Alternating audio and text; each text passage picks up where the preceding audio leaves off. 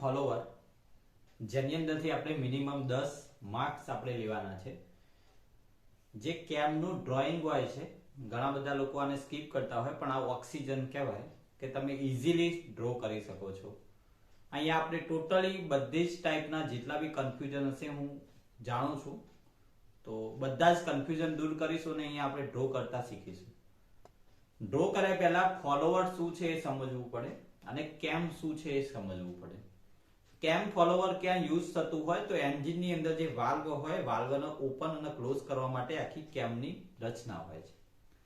Follower હોય એ બે પ્રકારની મોશન કરતું હોય, કાં તો ટ્રાન્સલેટરી કરતું હોય, કાં તો ઓસિલેટિંગ કરતું હોય. ઓસિલેટિંગ એટલે ખાલી આમ થતું હોય અને ટ્રાન્સલેટરી એટલે સીધું રેસિપ્રોકેટિંગ થતું હોય. બે પ્રકારની મોશન ફોલોવર કરતું હશે. કેમ છે એ રોટેટ થતું હોય. કેમ શાફ્ટ કનેક્ટ હોય, જે આપણી ક્રેન્ક શાફ્ટ હોય, એન્જિનની શાફ્ટ એના જોડે કનેક્ટ કરેલું હોય, એટલે એન્જિનના શાફ્ટ થી અડધી સ્પીડે કેમ શાફ્ટ ફરતું હોય. એટલે અહીંયા આપણે ફોલોવર કેટલા ટાઈપના હોય એ પહેલા દેખીએ. ટાઈપ્સ ઓફ ફોલોવર, એની મોશનના આધારે અલગ અલગ ટાઈપ્સ પડે છે. સરફેસ કોન્ટેક્ટના આધારે ફોલોવર હોય છે. એટલે જ્યારે તમે કેમનું અને ફોલોવરનું જ્યારે ડ્રોઈંગ કરશો, આપણે એક્ઝામ્પલ સોલ્વ કરીશું, એટલે ક્વેશ્ચનમાં આપ્યું હશે કે આવું ફોલોવર છે, તો એમાં ટોટલ આપણે 4 પ્રકારના ફોલોવર છે. એમાં 3 પ્રકારના દાખલા આપ્યા છે. એમાં એક છે નાઇફ એજ ફોલોવર, બીજું છે રોલર ફોલોવર, ત્રીજું છે ફ્લેટ ફોલોવર જેને મશરૂમ બી કહેવાય, અને ચોથું છે સ્પેરિકલ ફોલોવર. જો 3 માર્ક્સનું ક્લાસિફિકેશન પૂછાય તો તમે આને સમજાવી શકો છો. Knife edge follower, roller follower, flat follower અને સ્પેરિકલ. એમાં નાઇફ એજ, રોલર અને ફ્લેટના એક્ઝામ્પલ આપણે સોલ્વ કરવાના છે. એના પછી મેં કીધું એ મોશનના આધારે કાં તો ટ્રાન્સલેટરી મોશન કરતું હોય ફોલોવર, કાં તો શું કરતું હોય ઓસિલેટિંગ મોશન કરતું હોય. એમાં ઓસિલેટિંગ નું બી આપણે એક્ઝામ્પલ સોલ્વ કરીશું. 4 એક્ઝામ્પલ મેં આપ્યા છે, પણ આપણે વધારે પડતા એક્ઝામ્પલ કરીશું, એટલે બધી જ મોશન બી આવી જાય, બધી કેમ પ્રોફાઇલ આવી જાય. તમારે કઈ રીતે સ્કેલ લેવાનો એ પણ આપણે સમજીશું.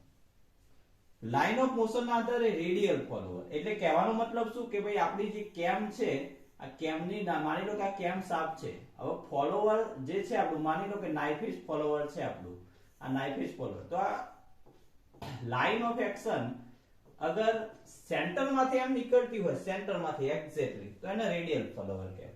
અને ઓફસેટ નો મતલબ શું થાય?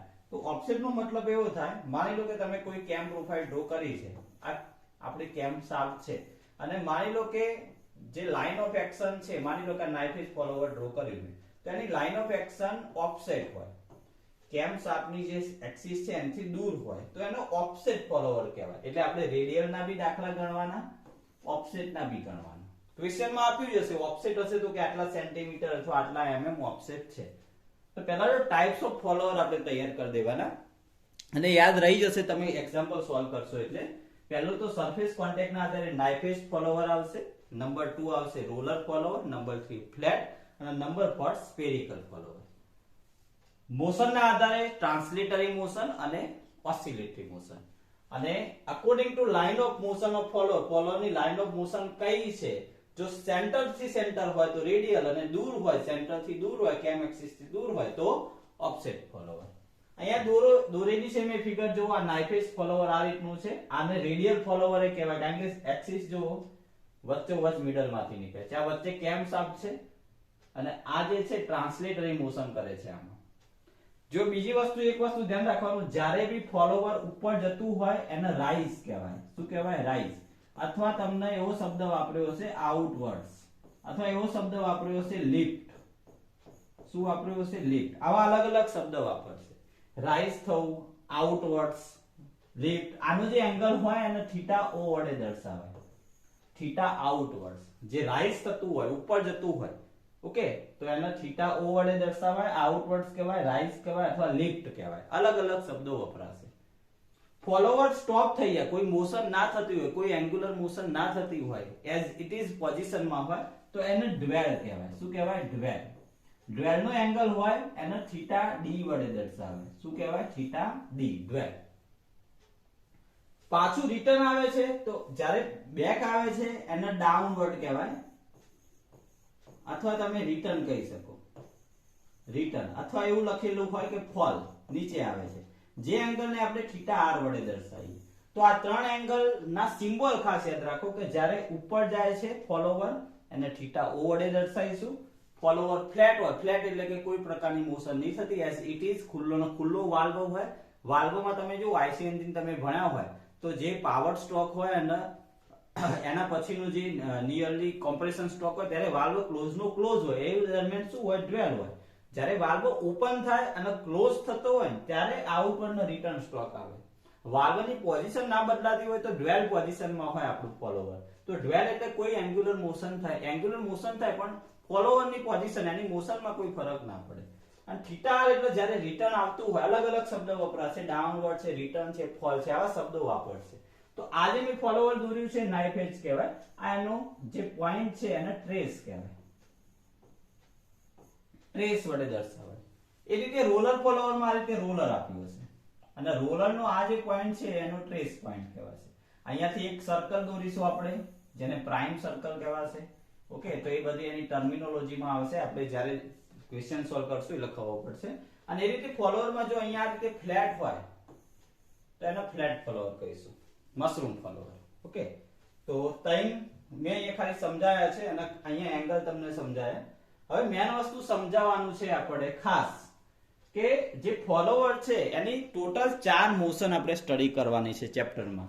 અને આપણો જે એક્ઝામ્પલ હશે એમાં આવું લખેલું હશે કે ફોલોવર રાઇઝ છે એ આ મોશન થી થાય છે. આ એવી ટોટલ 4 મોશન છે. હવે કઈ કઈ મોશન છે યાદ રાખો. સૌથી પહેલી મોશન છે યુનિફોર્મ વેલોસિટી મોશન. નંબર 2 છે સિમ્પલ હાર્મોનિક મોશન. નંબર 3 છે યુનિફોર્મ એસેલરેશન એન્ડ રિટાર્ડેશન. અને નંબર 4 છે સાયક્લોઇડલ મોશન. 4 મોશન છે અને ચારેય મોશન થી આપણે ડિસ્પ્લેસમેન્ટ ડાયાગ્રામ ડ્રો કરવાનો છે કે કેટલું ડિસ્પ્લેસ થાય છે ફોલોવર.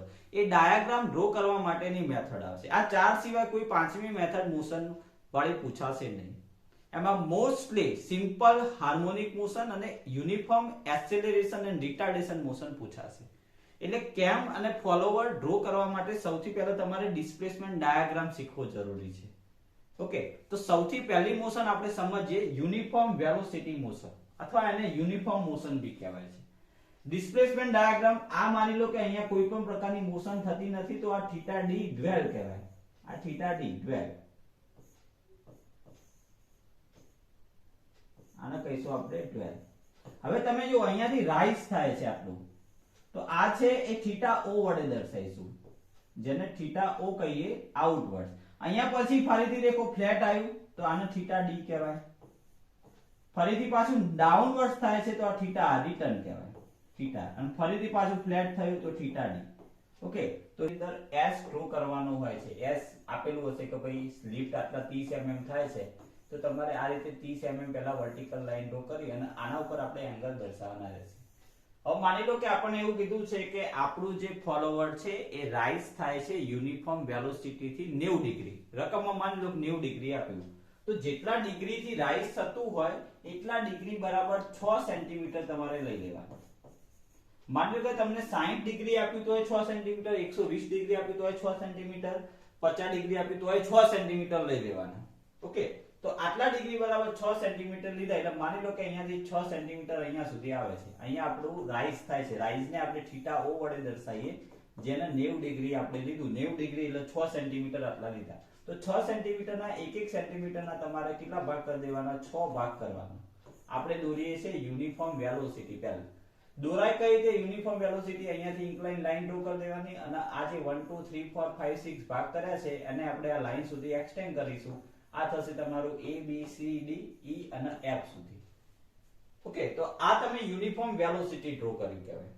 હવે માની લો કે રિટર્ન માટે બી યુનિફોર્મ વેલોસિટી પૂછ્યું છે તો રિટર્નમાં માની લો કે તમને રિટર્ન માટે કીધું છે કે થીટા r છે એ 60 ડિગ્રી થાય. એટલે અહીંયા તમે જો 90 ડિગ્રી 6 સેન્ટીમીટર એટલે શું થાય? 15 ડિગ્રી 1 સેન્ટીમીટર થયું કહેવાય. તો 15 ડિગ્રી 1 સેન્ટીમીટર હોય તો 60 ડિગ્રી કેટલા સેન્ટીમીટર થાય? તો 4 સેન્ટીમીટર આવશે. અહીંયા કેટલા સેન્ટીમીટર આવશે? આ 4 સેન્ટીમીટર. અને આ આપણે થીટા r લીધું 60 ડિગ્રી. હવે તમે કહેશો કે સાહેબ 4 સેન્ટીમીટર ના તો 6 ભાગ કેવી રીતે થશે? અહીંયા આપણે રાઇઝ માટે અગર 6 ભાગ કરે તો રિટર્ન માટે 6 ભાગ જ કરવાના, તો જ આપણું કેમ છે એ વ્યવસ્થિત આવશે. તો અહીંયા હવે 6 ભાગ કેવી રીતે કરવાના? 4 સેન્ટીમીટર ના. તો આપણે એક મેથડ શીખેલા છીએ. મેથડ કઈ છે આપણી? જો આપણી મેથડ એ છે કે અગર આ 4 સેન્ટીમીટર લાઈન છે અને આના મારા 6 ભાગ કરવા છે તો અહીંયાથી હું 30 નો એંગલ લઈશ અને અહીંયા હું 6 ભાગ આ 30 ના એંગલે 6 સેન્ટીમીટર લાઈન ડ્રો કરવાની, જેટલા ભાગ કરવા હોય એટલી લાઈન ડ્રો કરવાની. માની લો કે આ 6 સેન્ટીમીટર લાઈનના 6 ભાગ કર્યા, આ એન્ડ પોઈન્ટ અહીંયા જોઈન કરવાનો અને રોલરને અહીંયાથી એક્સટેન્ડ કરવાનું, આ બધા પોઈન્ટને અહીંયા એક્સટેન્ડ કરી દેવાના, એટલે ઓટોમેટિકલી આના એક્ઝેક્ટલી આ 1 2 3 4 5 6 ભાગ પડી જશે. એટલે લાઈનના ઇક્વલ પાર્ટ્સ કરવાની આ મેથડ છે. અહીંયાથી તમે 30 નો એંગલ લેશો બરાબર, છેલ્લે જોઈન કરશો એટલે અહીંયા આપણા જે 6 ભાગ કરવાના છે એ ભાગ બધા કમ્પ્લીટલી ભાગ પડી જશે. અને ફરીથી પાછું અહીંયાથી આ લાઈનને જોઈન કરીએ રિટર્ન માટે. આ રિટર્ન માટેનો આપણે યુનિફોર્મ વેલોસિટીનો ડાયાગ્રામ ડ્રો કર્યો. અહીંયા આવશે F પછી G H I J K L અને M. તો આ રાઈઝ માટે. પછી આ વચ્ચે ડ્વેલ છે. ડ્વેલનો જે એંગલ હોય, માની લો કે તમને કીધું હોય કે ડ્વેલ છે, એ ડ્વેલ તમારો 90 ડિગ્રી રહે છે. તો એક 15 ડિગ્રી 1 સેન્ટીમીટર, તો 90 એ 6 સેન્ટીમીટર, તો 6 સેન્ટીમીટર આ FG વાળી લાઈન છે 6 સેન્ટીમીટર ડ્રો કરવી પડે. ઓકે, તો આ યુનિફોર્મ વેલોસિટી ની વાત થઈ. વેલોસિટી વાળો ડાયાગ્રામ એકદમ ઈઝીમાં ઈઝી છે, સૌથી ઈઝીમાં ઈઝી હોય તો યુનિફોર્મ વેલોસિટી.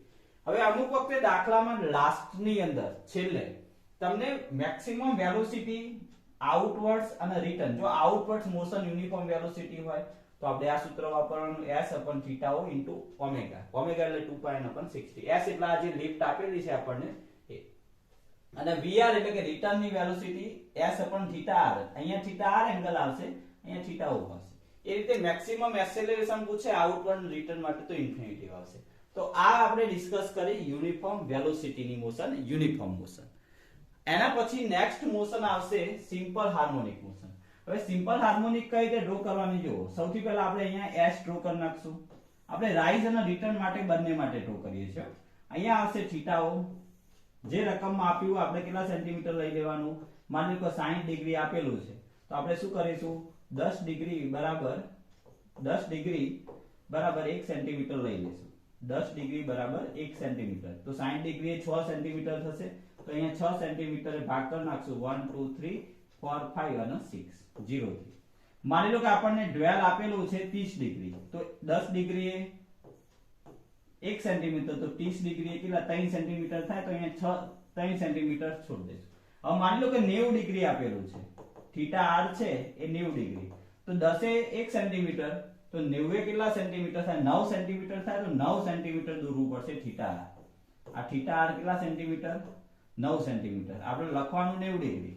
હવે અહીંયા 9 સેન્ટીમીટર ના 6 ભાગ કરવા હોય તો 1.5 ના થઈ જાય ઈઝીલી. પેલી મેથડ વાપરવાની જરૂર નહીં. તો 7 8 9 10 11 અને 12, આ 9 પોઈન્ટ જે આપણું 90 ડિગ્રી એટલે 9 સેન્ટીમીટર થયું. 9 સેન્ટીમીટર ના 6 ભાગ કરવા હોય તો 1.5 સેન્ટીમીટર થ્રુ થઈ જાય. 1.5 30 45 60 75 અને 90.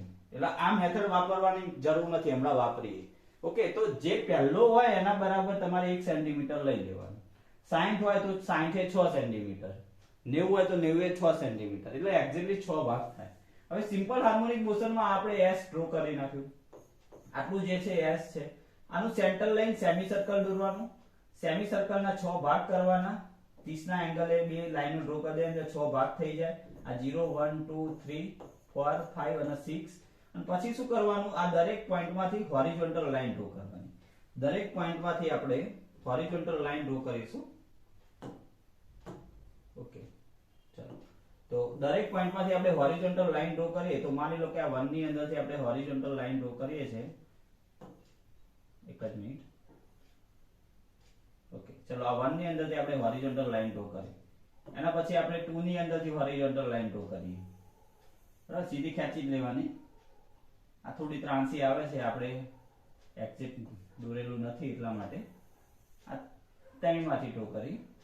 એ રીતે માની લો કે આ 4 માંથી આપણે ડ્રો કરીએ છીએ. આ 4 માંથી ડ્રો કરી. એ રીતે માની લો કે આપણે આ 5 માંથી ડ્રો કરીએ છીએ. ઓકે, અને લાસ્ટ લાઈન છે એક્ઝેક્ટ લાઈન આપણે અહીંયાથી આવશે આ 6 માંથી. ઓકે, સમજી લેજો તમે. ઓકે, ચલો. હવે શું કરવાનું જુઓ. હવે નેક્સ્ટ આ દરેક પોઈન્ટમાંથી 1 ની લાઈન 1 સુધી, 2 ની 2 સુધી, 3 ની 3 સુધી, 4 ની 4 સુધી અને 5 ની લાઈન 5 સુધી આ રીતે આવશે. ઓકે, અને 6 ની લાઈન 6 સુધી. ચલો એના પછી એ રીતે 7 ની લાઈન 7 સુધી એક એક પોઈન્ટ નીચે આવવાનું 9 10 અને અહીંયા જે 11 ની લાઈન બાકી હતી 11. ટૂંકમાં કહેવાનો મતલબ અહીંયા A B C D અહીંયા E F G H I J K L અને M આ બધા જે પોઈન્ટ છે એ પોઈન્ટ આપડા અહીંયા આપણે રેડ થી ડ્રો કરીએ એટલે ખબર પડે. ઓકે, તો આ બધા પોઈન્ટ નામ જોઈન કરવાનું આ રીતે.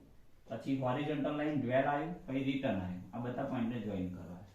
એટલે ટૂંકમાં આમ કરીને આમ મોશન આવશે, આમ ફ્લેટ લાઈન નહીં આવે પરંતુ આમ મોશન આવશે આ રીતે, સિમ્પલ હાર્મોનિક મોશન. જ્યારે એક્ઝામ્પલ આવશે એટલે વધારે આઈડિયા આવશે. સિમ્પલ હાર્મોનિક લગભગ પૂછાતું હોય છે અને એમાં જો મેક્સિમમ વેલોસિટી પૂછે રાઇઝ માટે તો પાઈ બાય થીટા હોય s/2w, રિટર્ન માટે પૂછે તો માઈનસ આવશે, નીચે થીટા r, રિટર્ન હોય તો નીચે થીટા r લેવાનો, આઉટવર્ડ રાઇઝ હોય તો નીચે થીટા o લેવાનો.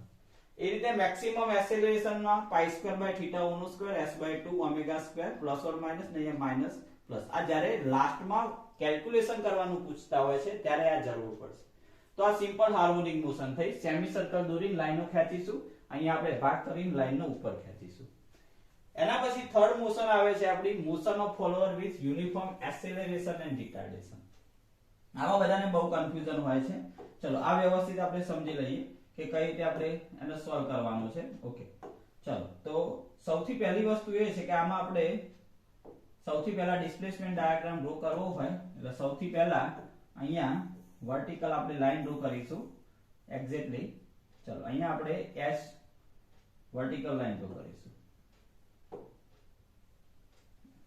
એક જ મિનિટ.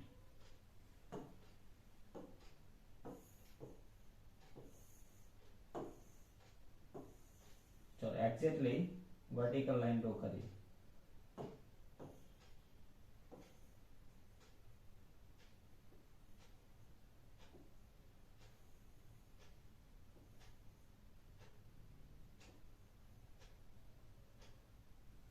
એક જ મિનિટ નીકાળી દઈએ. ઓકે, ચાલો ફરીથી.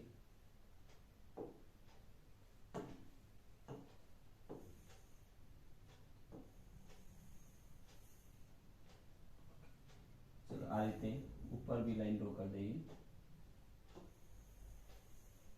બરાબર, જરૂર પડે એટલે. ચલો અહીંયાથી આપણે એસ રકમમાં જે આપેલું હોય જે તે રકમની અંદર એ આપણે લઈ લઈશું.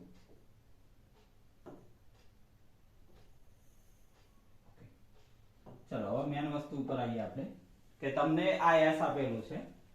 યુનિફોર્મ એક્સેલરેશન રિટાર્ડેશનમાં માની લો કે પહેલો થીટા o આપેલો છે અને થીટા o માની લો કે 90 ડિગ્રી આપેલો છે. તો એક 15 ડિગ્રી બરાબર 1 સેન્ટીમીટર લઈશું તો 90 ડિગ્રી એ 6 સેન્ટીમીટર થાય તો અહીંયા 1 2 3 4 5 અને 6 એ રીતે લઈશું. બીજી મેન વસ્તુ એ છે કે આમાં ડ્રો કઈ રીતે કરવાનું, તો આ જે સેન્ટર લાઈન છે આમાંથી લાઈન ડ્રો કરી અને આને ઇન્ક્લાઇન લાઈન ડ્રો કરી એટલે અહીંયા સેન્ટર મળશે.